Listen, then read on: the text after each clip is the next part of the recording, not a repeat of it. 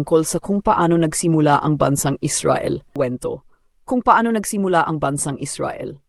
Noong unang panahon, libu-libong taon na ang nakalipas. Ang lupain na ngayon ay tinatawag na Israel ay isa ng mahalagang lugar sa kasaysayan ng mundo. Matatagpuan ito sa gitnang silangan at naging tahanan ng maraming sibilisasyon, relihiyon at kultura.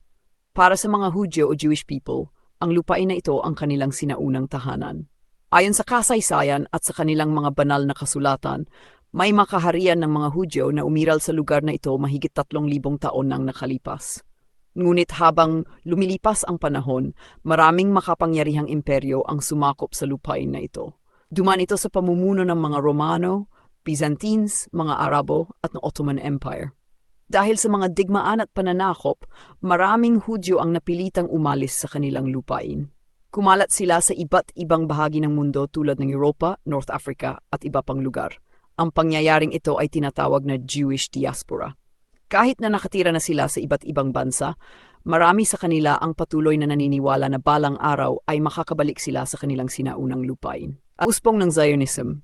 Noong huling bahagi ng 1800s, nagsimula ang isang kilusang pampulitika sa mga komunidad ng Hudyo. Ang kilusang ito ay tinawag na Zionism. Ang layunin ng Zionism ay magkaroon ng sariling bansa ang mga Hudyo sa lupain ng kanilang mga ninuno. Sa panahong iyon, maraming Hudyo sa Europa ang nakakaranas ng diskriminasyon at karahasan. Dahil dito, lalo pang lumakas ang paniniwala na kailangan nila ng sariling bansa kung saan sila magiging ligtas. Isa sa mga pangunahing leader ng kilusang ito ay si Theodor Herzl. Siya ang itinuturing na ama ng modernong Zionism. Naniniwala siya na ang tanging solusyon para sa kaligtasan ng mga Hudyo ay ang pagkakaroon ng sariling bansa. Dahil dito, unti-unting nagsimulang bumalik ang ilang Hudyo sa lupain ng Palestine na noon ay bahagi ng Ottoman Empire. Pamumuno ng Britain sa Palestine. Pagkatapos ng World War I, bumagsak ang Ottoman Empire. Ang lupain ng Palestine ay napunta sa pamamahala ng Britain at tinawag itong British Mandate for Palestine. Noong 1917, naglabas ang pamahalaan ng Britain ng isang mahalagang pahayag na tinatawag na Balfour Declaration. Sinusuportahan nito ang ideya na magkaroon ng pambansang tahanan ang mga Hudyo sa Palestine. Ngunit sa lupain na iyon ay matagal ang naninirahan ng mga Arabong Palestino. Dahil dito, nagsimulang lumala ang tensyon sa pagitan ng mga Hudyo at mga Arabong nakatira roon. Ang Holocaust at ikalawang digmang pandaigdigang panahon ng World War II, naganap ang isa sa pinakamalungkot na bahagi ng kasaysayan ng sangkatauhan. Sa panahong ito, humigit kumulang 6 na milyong Hudyo ang pinatay ng Nazi Germany.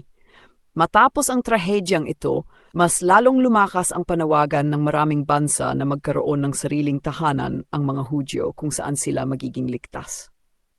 Ang plano ng United Nations noong 1947, nagmungkahi ang United Nations ng plano na hatiin ang Palestine sa 2 estado, isang bansang Hudyo at isang bansang Arab. Ang lungsod ng Jerusalem ay iminungkahi na maging internasyonal na lungsod na maaring puntahan at pag-aralan ng lahat ng relihiyon. Tinanggap ng mga lider ng Hudyo ang planong ito, ngunit tinanggihan naman ito ng maraming Arabong lider dahil sa tingin nila ay hindi patas ang paghahati ng lupain. Ang pagsilang ng bansang Israel noong May 14, 1948, opisyal na idineklara ang pagkakatatag ng modernong estado ng Israel. Ang deklarasyon ay ginawa ng lider na si David Ben-Gurion na naging unang punong ministro ng Israel. Ang araw na iyon ay naging makasaysayang sandali para sa mga Hudyo sa buong mundo. Ang digmaan noong 1948, ngunit halos agad din pagkatapos ng deklarasyon ng kalayaan, sumiklab ang digmaan. Ang mga kalapit na bansang Arab tulad ng Egypt, Jordan, Syria, Iraq at Lebanon ay nagpadala ng mga hukbo upang labanan ng bagong tatag na Israel. Ang digmaang ito ay tinatawag na 1948 Arab-Israeli War. Sa huli, nagtagumpay ang Israel na ipagtanggol ang kanilang bagong bansa. Ngunit para naman sa maraming Palestino, ang pangyayaring ito ay nagdulot ng malaking trahedya. Maraming pamilya ang napilitang lumikas at mawala ng tahanan. Ang pangyayaring ito ay tinatawag ng mga Palestino na Nakba na ang ibig sabihin ay malaking sakuna. Hanggang ngayon, ang Israel ay isa ng modernong bansa na may maunlad na ekonomiya, teknolohiya at makabagong mga lungsod. Ngunit patuloy pa rin ang mga tensyon at alitan sa papagitan ng Israel at ng mga Palestino. Ang lupain na ito ay nananatiling mahalaga sa tatlong pangunahing relihiyon sa mundo: Judaismo, Kristyanismo, at Islam. Ang kasaysayan ng Israel ay isang kuwento ng sinaunang pinagmulan, pag-asa, paghirap, at patuloy na pakikibaka para sa pagkakakilanlan at kapayapaan.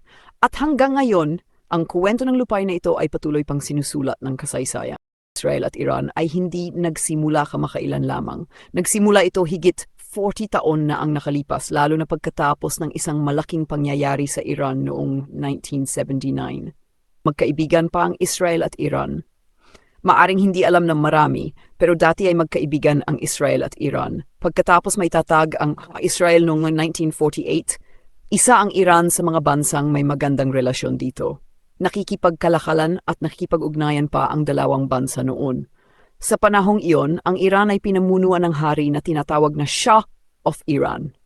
Ang malaking pagbabago noong 1979, nagbago ang lahat noong nangyari ang Iranian Revolution noong 1979. Napatalsik ang Shah at napalitan ng bagong pamahalaan na pinamunuan ng relihiyosong leader na si Ayatollah Ruhollah Khomeini. Pagkatapos ng revolusyon, pinutol ng Iran ang relasyon sa Israel, idineklara ng bagong gobyerno ng Iran na kalaban nila ang Israel, sinara ang Israeli embassy sa Tehran. Mula noon, nagsimula ang matinding tensyon ng dalawang bansa. Proxy war, andil ng maraming taon hindi direktang naglaglaban ng at Iran. Sa halip, nangyayari ang tinatawag na proxy war. Halimbawa, sinusuportahan ng Iran ang mga grupong laban sa Israel tulad ng Hezbollah sa Lebanon, Hamas sa Gaza. Samantala, ang Israel naman ay nagsasagawa ng mga operasyon laban sa mga grupong ito. Issue sa nuclear weapons. Isa pang malaking dahilan ng tensyon ay ang nuclear program ng Iran. Natatakot ang Israel na kung makagawa ng nuclear weapon ng Iran, maaring gamitin ito laban sa kanila. Kaya madalas may mga cyber attacks, sabotage, at lihim na operasyon laban sa nuclear facilities ng Iran. Mga bagong paglala ng tensyon. Sa mga nakaraang taon, mas lumala pa ang sitwasyon. Noong 2024, nagpalitan ng missile attack ang Iran at Israel.